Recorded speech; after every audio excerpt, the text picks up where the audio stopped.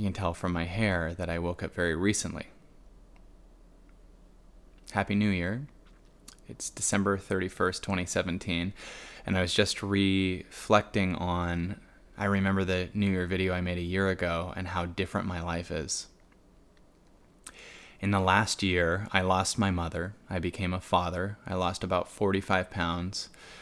I turned 40 years old, and I found out a reason my mom died was because of a terminal illness called CADASIL that my brother and I each have a 50% chance of inheriting. Many, many other things too, but those are 5 big ones.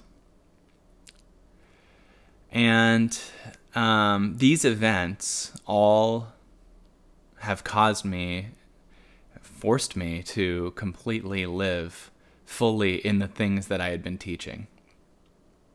I've always been doing my best to live in the things that I had been speaking about. But I think the reason I was so passionate about people knowing they can live there was because I wanted to live there. And I didn't know that I was going to be forced into it through many giant milestones in my life. One of the things that I've spoken about for a few years was nobody ever breaks your heart, but they break your expectations. And breaking your expectations gets you closer to your heart. Well, my mom died. And I had big expectations that when I had a baby, my mom was going to be able to experience her granddaughter. And that was my mom's, the last 20 years, that's what my mom wanted. You know, every time I did anything, I'd get a TV show and she'd go, well, that's great, when am I going to be a grandma? And then 6 weeks before my daughter's born, she dies. And I realized that I had expectations, understandably. But that's what died in me. She broke my expectations. I had plans. And that got me closer to my heart because I had to surrender these expectations. And we often make expectations when we love something and we forget to just love it, that we have it that day, that moment. And I can think of so many moments that I was with my mom thinking, oh, I can't wait till you're a grandma and we do this thing later, and how much more I'm learning how to love this moment and not put so many expectations on future. And how many more things last in so many different ways too when I don't have those expectations. Like when I just bring appreciation to Christy and she's just bringing it to me, we don't have any plans to end this. Like it's wonderful because we're not sitting here going later, later, later. It's right now. So my mom forced me to be in my heart more, and I've just been spending this year appreciating her and crying many, many times, Christmas Eve even. And then my daughter Vivian has been, I can't explain it. It's weird what's a big deal to me now. Like that I can get her to smile a certain way, or that I can help her fall asleep, you know, like now like that. I know so much about what she's feeling, but I'll have a friend over here, watch this, and I'll, you know, and get her to laugh, or just when she sits up, she can sit up now, and oh, it's amazing. I can't tell you, it's more exciting to me than any other thing that I've ever done. And having a child is very incredible. And people say it's very hard. And it is to what I used to be. It's very hard to what your habits are. In other words, if you're planning to keep watching Netflix and flip through Facebook, having a child is going to be very hard for you. They are going to kill your plans to numb yourself.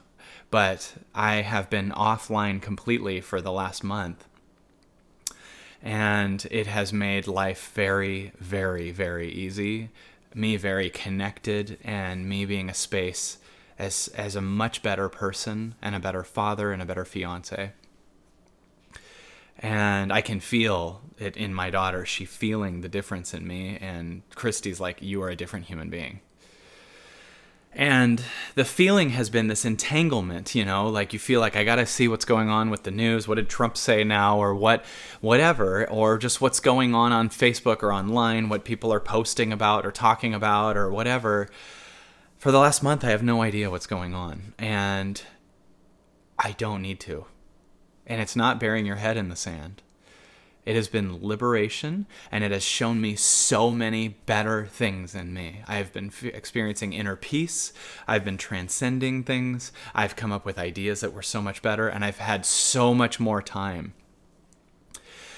And Christmas was different for us. We did it backwards. My Christmas present for the family was I took the TV off the wall, and we're giving it to one of Christy's nieces.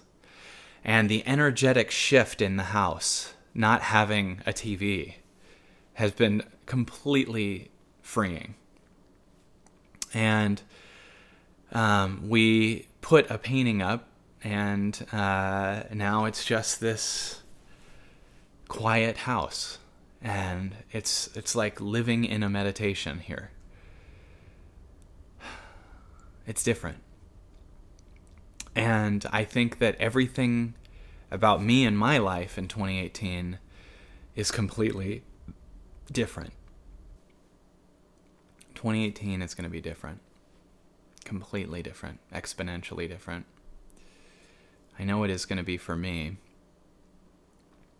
And I'm going to do my best to bring that to the world. And it can be for anyone that wants it. And one offer I have that I thought was kind of fun is do what you can, if you're making New Year's resolutions, to make them permanent resolutions. It's one thing to say I'm not going to watch TV for a month. It's another thing to take it off the wall. Our team Kailegos every day. The Kailego exercise is something I have on YouTube. You can look it up. But our team does it every day, every morning, every weekday from 9 a.m. to 10 a.m. And the entire company is changing. Everything's different. Our energy's different. You can feel something coming through. If you're going to do something, if you're going to make a New Year's resolution, my dare to you is to create a space where it's a permanent one. One way to do it is to get rid of the thing. Another way to do it is to bring in someone else that can hold you accountable. For instance, if you plan to go to the gym, if you're able to, if you can afford it, get a personal trainer and prepay the personal trainer for 100 sessions.